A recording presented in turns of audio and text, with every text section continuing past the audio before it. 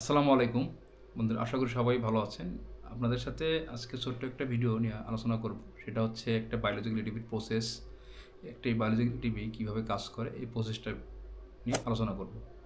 অনুরোধ করব, আপনি যদি আমার চ্যানেল নতুন হয়ে থাকেন তাহলে চ্যানেলটি অবশ্যই সাবস্ক্রাইব করে রাখবেন আর পাশে থাকা বেল আইকনটি অন করে রাখবেন। তাহলে আমরা শুরু করতেছি যে একটা বায়োলজিক্যাল ইটিভির প্রসেসটা কীরকম হয়ে থাকে।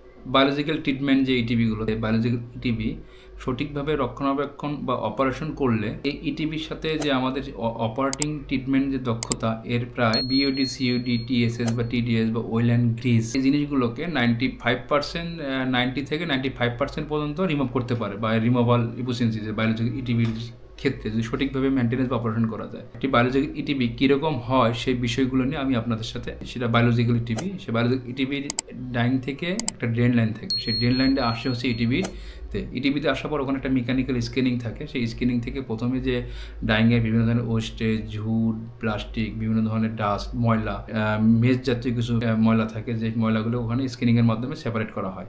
সেপারেট করার পর পানিটা চলে যাচ্ছে সেই লিফটিং ট্যাঙ্কে। লিফটিং ট্যাঙ্কে কাজ হচ্ছে, যেহেতু পানিটা আপনার কালেক্ট করে রাখা হয় লিফটিং ট্যাঙ্কে রাখার পর এখানে দুটো পাম্প থাকে, তো 2টা বা 3টা 4টে পাম্প থাকে। এটা ইটিভির ক্যাপাসিটির উপরে বেস করে পাম্পগুলো হয়ে থাকে।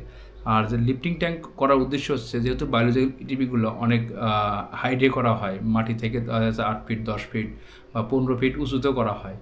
আর কিছু কিছু ইটিভি আছে যেগুলো গ্রাউন্ডের সাথে লাগানো থাকে, সেগুলো হয়তো মাটির লেভেলের যে নিচে থাকে।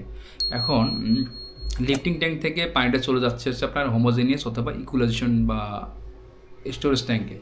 স্টোরেজ ট্যাঙ্কের কাজ হচ্ছে যে আমরা এই লিফটিং ট্যাঙ্ক থেকে পানিটা তোলার পর ওই ট্যাঙ্কে একটা নির্দিষ্ট এয়ার দেওয়া হয়। ওখানে এয়ার অথবা ফ্লোজেট পাম্প থাকে। এই ফ্লোজেট পাম্প দিয়ে আমরা পানিটা যেটা তুলতেছি, সেই পানিটাকে কন্টিনিউয়াসলি এয়ার দিয়ে পানিটাকে মিক্সড করা হয়। এখন এখানে মিক্সড করার কারণ হচ্ছে, আমরা ডাইং করি, দেখা যাচ্ছে একটা ফ্যাক্টরিতে 20 থেকে বা 50টা বা 1-150 মেশিন থাকে। সেই ক্ষেত্রে প্রতিটা মেশিনে এক এক সময় এক এক ডাইং হয়ে থাকে। দেখা যাচ্ছে মেশিন নাম্বার 1 সেখানে হোয়াইট ডাইং করতেছে, হোয়াইটের ক্ষেত্রে কালারের পরিমাণটা কম থাকে, সিওডি লোড কম থাকে।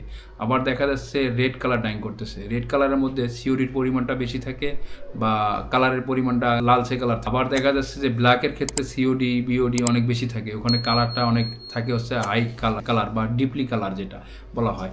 এই কালারগুলোকে আপনার বিভিন্ন মেশিন থেকে যখন ডাইং হয়, বিভিন্ন ধরনের স্টেপে ডাইং হয়। কোনো একটা সময় দেখা যাচ্ছে ওয়াশ করতেছে, first wash, second wash, third wash, dyeing, acidizing, bleaching, বিভিন্ন ধরনের ডাইংগুলো করা হয়। করার ক্ষেত্রে পানিটা এক এক সময় এক একভাবে আপনার ড্রেন করার কারণে ইটিভি ড্রেন ধরে আপনার কালেকশন ট্যাঙ্কে জমা হয়, কালেকশন ট্যাঙ্ক থেকে ইকুলেশন ট্যাঙ্কে নেওয়া হয়। আর এই প্রতিটি বায়োলজিক্যাল ইটিভির ইকুলেশন ট্যাঙ্ক অথবা হোমোজিনিয়াস ট্যাঙ্ক, এই ট্যাঙ্কের রিটেনশন টাইম প্রায় 12 থেকে 24 ঘন্টা পর্যন্ত হয়ে থাকে, বা 8 থেকে 24-20 ঘন্টার মধ্যে হয়ে থাকে। এটা ডিজাইনের উপরে বেস করে হয়ে থাকে।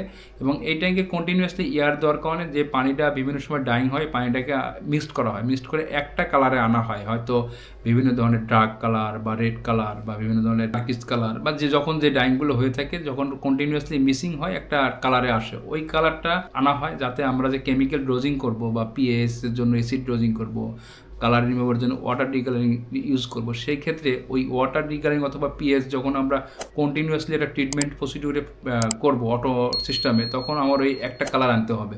আনলে ওই রিটেনশন টাইম যখন বেশি থাকবে ইকুলেশন ট্যাঙ্কের, তখন আমার ওই পানিটা একটা ব্যালেন্স হয়ে যাবে, যে পুরো ট্যাঙ্কের পানি আমার পিএস 10-এর মধ্যে থাকবে। যখন আমি পানিটা অ্যাসিড ডোজিং করব, যে পার কিউবিক মিটারের জন্য আমার 10 ppm বা 20 ppm সালফিউরিক অ্যাসিড লাগতেছে, সেই ক্ষেত্রে আমার ওই অনুযায়ী আমার পিএসটা কন্ট্রোল হয়ে যাবে। হওয়ার পর যাবে হচ্ছে আপনার হোমোজিনিয়াস ট্যাঙ্ক থেকে যাবে নিউট্রিশন ট্যাঙ্কে, নিউট্রিশন ট্যাঙ্ক থেকে চলে যাবে হচ্ছে ডিস্ট্রিবিউশন ট্যাঙ্কে। ডিস্ট্রিবিউশন ট্যাঙ্কে যে কাজটা হবে, যে লিফটিং ট্যাঙ্ক থেকে পানিটা তুলে নিয়ে লিফটিং ট্যাঙ্কের মাধ্যমে পিএস কন্ট্রোল করার পর ওখান থেকে চলে যাবে ডিস্ট্রিবিউশন ট্যাঙ্কে। ডিস্ট্রিবিউশন ট্যাঙ্কে পানিটা যাওয়ার পর ওই পানিটা চলে যাবে বায়োলজিক্যাল ট্যাঙ্কে। বায়োলজিক্যাল ট্যাঙ্কের একটা নির্দিষ্ট রিটেনশন টাইম থাকে, যেখানে হয়তো 20 থেকে 48 ঘন্টা, বা কোনো ইটিভিতে বায়োলজিক্যাল ইটিভির কনভেনশনাল যে ইটিভিগুলো হয় বায়োলজিক্যাল, সেখানে দেখা যাচ্ছে 56 ঘন্টা 72 ঘন্টা পর্যন্ত রিটেনশন টাইম ধরা হয়। সেটা হচ্ছে ইটিভির ইনলেট পলিউশন লোড ক্যালকুলেশন করার পর কত কিউবিক মিটার আপনার কত রিটেনশন টাইম হবে সেই ক্যালকুলেশন করে রাখা হয়, বা কত পার্সেন্ট বিওডি বা সিওডি ইফিসিয়েন্সি দরকার হয়।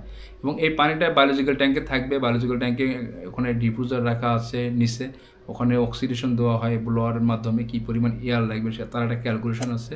এখানে ব্যাকটেরিয়া কালচার করা হয় এবং এই স্ল্যাশটা আবার চলে যাচ্ছে হলো আপনার বায়োলজিক্যাল ট্যাঙ্ক থেকে পানিটা চলে যাচ্ছে হচ্ছে ডিকালারিং ডোজিং ট্যাঙ্ক থাকে একটা ওখানে, ওই ট্যাঙ্কে আপনার ওয়াটার ডিকালারিং ডোজিং অ্যাড করা হয় বা ওই ওয়াটার ডিকালারিং ডোজিং অ্যাড করার পর ওখানে এক ধরনের স্ল্যাশ তৈরি হয় বা ওই স্ল্যাশটা চলে যাচ্ছে হচ্ছে সেকেন্ডারি ক্লারিফায়ার অথবা ক্লারিফায়ার ট্যাঙ্কে। ক্লারিফায়ার ট্যাঙ্কে স্ল্যাশটা নিচে সেটেল হচ্ছে এবং ফ্রেশ পানিটা ওভারফ্লো হয়ে চলে যাচ্ছে পোস্ট এয়ারেশন ট্যাঙ্ক অথবা রিজার্ভ ট্যাঙ্ক। রিজার্ভ ট্যাঙ্ক থেকে পানিটা সরাসরি আউট করে দেওয়া হয়। যদি পোস্ট এয়ারেশন ট্যাঙ্ক থাকে তাহলে ওখানে কিছু এয়ার অ্যাড করা হয় যাতে ডিও লেভেলটা ঠিক থাকে। আবার ওই ক্লারিফায়ার থেকে পানিটা রিটার্ন হয়ে চলে আসতেছে ডিস্ট্রিবিউশন ট্যাঙ্কে। আপনার ডিস্ট্রিবিউশন ট্যাঙ্কে আসে তখন আবার লিফটিং ট্যাঙ্কের মাধ্যমে পানিটা মিক্সড হয় আপনার কেমিক্যাল কনজাম্পশনটা অনেক কম লাগে বা পিএইচ মোটামুটি একটা ভালো লেভেলে থাকে এবং বায়োরিয়েক্টর অথবা বায়োলজিক্যাল ট্যাঙ্কে এখানে ডিও সেন্সর থাকে। ডিও সেন্সরের মাধ্যমে ডিও একটা লেভেল মেনটেন করে ব্লোয়ার অটো বা ভিএফডির মাধ্যমে চালানো হয়। এরপরে পানি তো আমরা পোস্ট স্টেশন থেকে পানি যাওয়ার পর এই পানিটা গভর্নমেন্টে ছেড়ে দেওয়া হয়, যাদের রিসাইকেল প্ল্যান আছে তারা পানিটা পুনরায় রিসাইকেল করে এবং